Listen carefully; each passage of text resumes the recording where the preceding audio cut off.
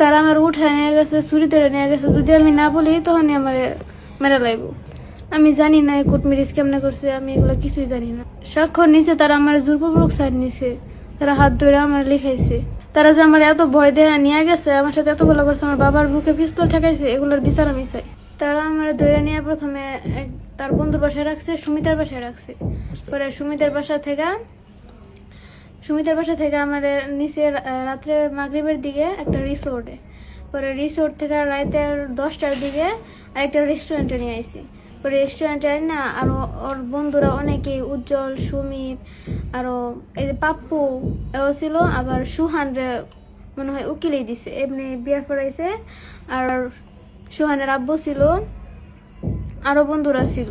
কাজী পাইলো কোথায় তারা? ছেলের জ্যাঠা ছিল, বাচ্চু ছিল। আর কাজী বলতে পারি না, কোনো হুজুর কিছুই না, মানে ছেলেটা কাজী নাকি আমার সন্দেহ আছে। ওরাই বিয়া পড়াইছে, কবুল টবুল কইছে। মিডিয়াতে যে কথা বলতে দেখলাম, এগুলো আমার ভয় দেখা বলাইছে, বলছে যদি আমি এগুলো না বলি তাহলে আমার আব্বুরে আমার বাইরে তা করে মারা লাইব। জোরপূর্বক তারা বলছে। তা করে সেফরা লাগে আমি কথাগুলো বলছি। একটা নেওয়া হয়েছে থানার মধ্যে, আরেকটা নেওয়া হয়েছে বাড়িতে। যদি আমি তা করে না বাঁচাই, তা করে জেল থেকে না বার করি, তাহলে আমার আব্বুরে মেরা লাইব, আমার ছোট ভাইরে মেরা লাইব।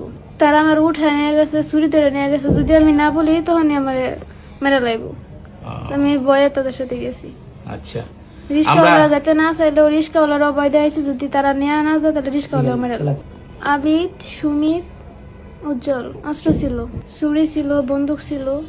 আমি জানি না এই কোর্ট ম্যারেজ কেমনে করছে, আমি এগুলো কিছুই জানি না। স্বাক্ষর নিচে তারা আমার জোরপূর্বক সাইড নিছে, তারা হাত ধরে আমার লিখাইছে। প্রথমে মনে হয় তার নানুর বাসায় রাখছিল, পরে কই রাখছে এটা আমি চিনি না।